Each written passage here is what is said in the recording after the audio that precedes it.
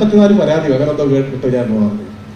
വൻതോതിലുള്ള ഒരു ആഘോഷമാണ്, പ്രത്യേകിച്ച് ദൃശ്യമാധ്യമങ്ങളുടെ നേതൃത്വത്തിൽ ഏതാണ്ട് ഒപ്പം അച്ചടി മാധ്യമങ്ങൾ നടത്തുന്നത്.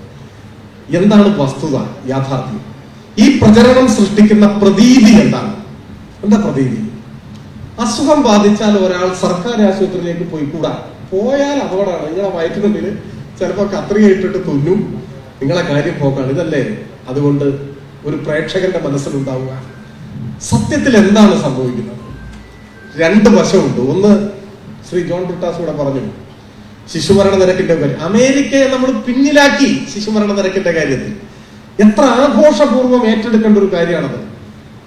ഗ്ലോബൽ ഹങ്കർ ഇൻഡെക്സിൽ 102 സ്ഥാനത്ത് നിൽക്കുന്ന ഇന്ത്യ എന്ന ദരിദ്ര 3ാം ലോക രാജ്യത്തെ പട്ടിണി റിപ്പബ്ലിക്കിലെ കേരളം എന്ന ഒരു തുരുത്ത് ശിശുമരണ നിരക്കിൽ അമേരിക്കൻ ഐക്യനാടുകളെ പുറകിലാക്കി.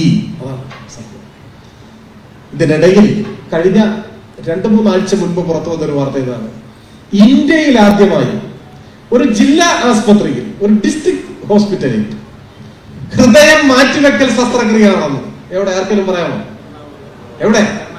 എറണാകുളം ജില്ലാ ആശുപത്രിയിലാണ്. മെഡിക്കൽ കോളേജിൽ പോലും ഇന്ത്യയിൽ എല്ലാവർക്കും നടക്കുന്നില്ല. ഇന്ത്യയിലെ ആരോഗ്യ വിദഗ്ധന്മാർ അത്ഭുതത്തോടുകൂടി നോക്കുകയാണ്, ഒരു ഡിസ്ട്രിക്ട് ഹോസ്പിറ്റലിൽ മനുഷ്യ ഹൃദയം മാറ്റിവെക്കുകയോ. രാജ്യത്തെ ആദ്യത്തെ സംഭവമാണ്. എന്ത് പ്രാധാന്യമാണ് മാധ്യമങ്ങൾ നൽകി? ഇന്ത്യയിൽ ആദ്യമായി ഒരു മെഡിക്കൽ കോളേജിൽ ഒരേ ദിവസം ഒരേ സമയം ഹൃദയം, ശ്വാസകോശം, കിഡ്നി 3ഉം മാറ്റിവെക്കപ്പെട്ടു. മസ്തിഷ്കാഘാതം സംഭവിച്ച ഒരാളുടെ അന്ത്യാഭിലാഷ പ്രകാരം മാറ്റിവെക്കുകയാണ്. ഒരേ സമയമാണ്. അത് രാജ്യചരിത്രത്തിൽ ആദ്യമാണ്. ഡൽഹി എയിംസിൽ ഒന്നും ഉണ്ടായിട്ടില്ല. ഈ കഴിഞ്ഞ 4.5 കൊല്ലം, 2021 മുതൽ ഇങ്ങോട്ടുള്ള കാലം, 24.5 ലക്ഷം മലയാളിയാണ് 24.5 ലക്ഷം ചികിത്സ തേടി സർക്കാർ ആശുപത്രിയിലെത്തി. അവർ ചികിത്സ തേടി വീടുകളിലേക്ക് മടങ്ങി.